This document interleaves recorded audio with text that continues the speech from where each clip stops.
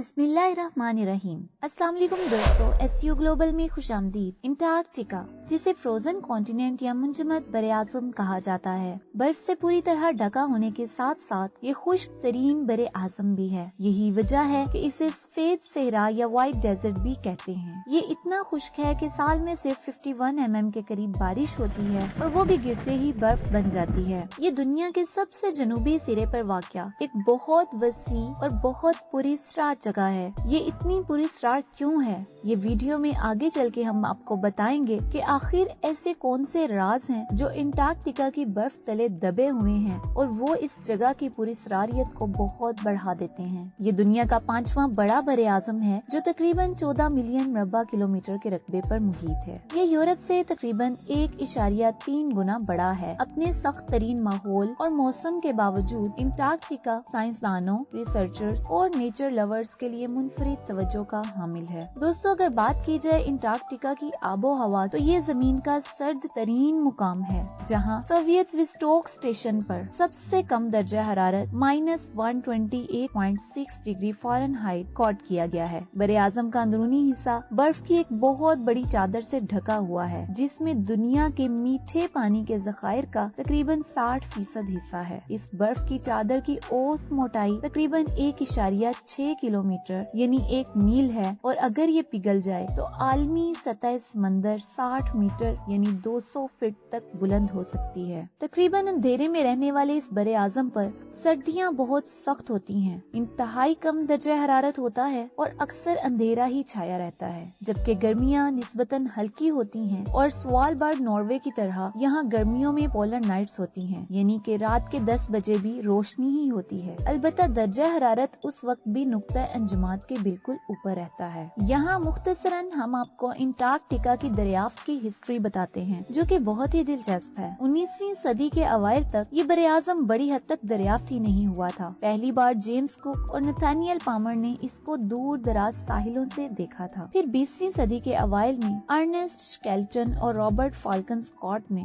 بڑی مہمات کے ذریعے اس کے اندرونی حصے کی تلاش شروع کی اور نقشے بنانے شروع کیے۔ سب سے مشہور کہانی شکیلٹن کی ہی ہے۔ اس کا جہاز اس وقت برف میں پھنس گیا جب وہ اس سرزمین سے صرف 100 میل دوری پر تھا۔ شکیلٹن اور اس کی ٹیم نے جہاز کو نکالنے کی ہر ممکن کوشش کی اور اس کے لیے برف کی کھدائی بھی کی، لیکن کامیاب نہ ہو سکے۔ اب ان کے پاس انتظار کے علاوہ اور کوئی راستہ نہیں تھا۔ انہوں نے سخت سردیوں کے دنوں میں 6 مہینے تک انتظار کیا۔ بالآخر ان کا جہاز موسم کی سختی اور شدت برداشت نہ کر سکا اور کچلا گیا، لیکن یہاں یہ بات قابل ذکر ہے کہ اس مہم کی تمام ارکان بے پناہ مشکلات کے باوجود زندہ بچ گئے، کیونکہ انہوں نے مصیبت کے عالم میں ناقابل تسخیر انسانی جذبے کا مظاہرہ کیا تھا۔ آئیے اب ہم آپ کو بتاتے ہیں کہ آخر یہ جگہ اتنی پوری اسرار کیوں ہے اور وہ کون سے حیرت انگیز حقائق اور ایسے راز ہیں جو گزرتے وقت کے ساتھ ساتھ اس جگہ کی پوری اسراریت کو بڑھاتے ہی چلے جا رہے ہیں۔ تو سب سے پہلے ہم بات کریں گے انٹارکٹک پیرامڈز کی۔ دوستو، آپ نے مصر کے پیرامڈز کے بارے میں تو سنا ہی ہوگا، لیکن کیا آپ جانتے ہیں کہ انٹارکٹیکا کی برف تلے بھی ایسے ہی انسانی ہاتھ سے بنے پیرامڈز دریافت ہوئے ہیں؟ یہ دکھنے میں بالکل مصری پیرامڈز کی طرح ہیں۔ ان ہیومن میڈ پیرامڈز نے سائنسدانوں کو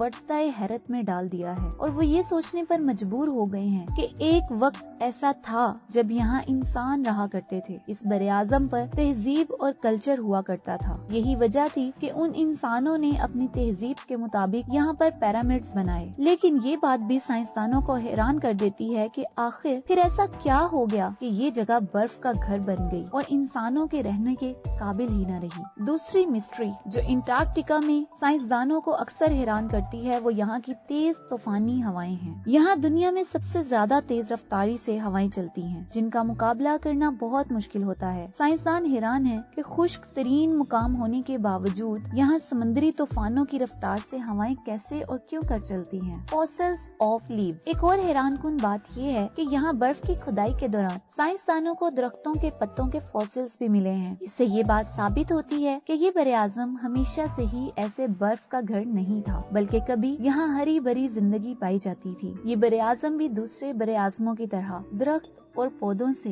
भरा पड़ा था, लेकिन वक्त के साथ साथ बर्फ यहाँ की हरियाली पर गालिब आ गई और आज ये बरे-आज़म सिर्फ और सिर्फ बर्फ से ढका हुआ है और यहाँ पर कोई हरियाली नजर नहीं आती। Singing glaciers. दोस्तों, आप ये जानकर हैरान होंगे कि अंटार्कटिका के बाज़ ग्लेशियर्स से मौसीकी की आवाजें आती हैं। जी हाँ, बर्फ की खुदाई के दौरान साइंसदानों को इन आवाजों ने हैरत में डाल दिया। जब वो किसी और मकसद के लिए रिसर्च कर रहे थे तो उन्होंने बर्फ के अंदर इंतहाई सेंसिटिव सेंसर्स लगा दिए।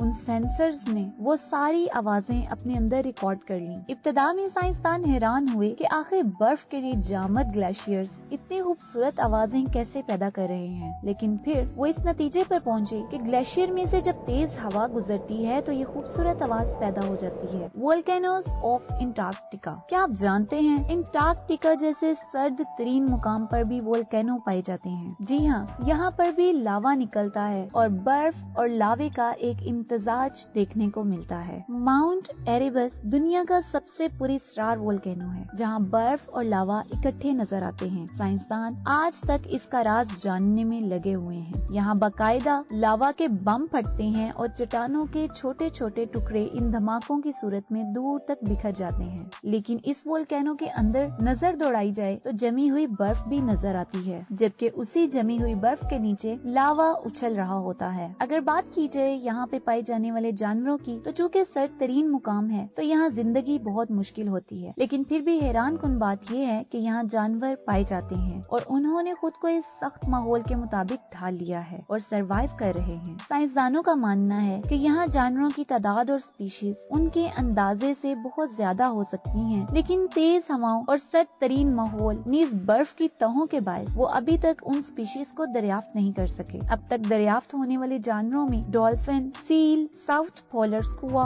हम्पबैक व्हेल, वॉन्डरिंग अल्बेट्रस और पेंगुइन्स शामिल हैं। इसके अलावा यहाँ के समंदरों के नीचे किलर व्हेल्स भी देखी गई हैं। ये खूबसूरत जानवर इस इलाके की खूबसूरती को मजीद बढ़ाते हैं और यहाँ पर आने वाले साइंसदानों, रिसर्चर्स और सियाहों के लिए दिलचस्पी का बायस बनते हैं। दोस्तों, अगर आप इस तरह की मजीद इंटरेस्टिंग और रिसर्च बेस्ड वीडियोस देखना चाहते हैं तो हमारे चैनल को जरूर सब्सक्राइब करें। वीडियो अच्छी लगी हो तो लाइक कीजिए और कमेंट में अपनी राय का इजहार जरूर करें। Thank you.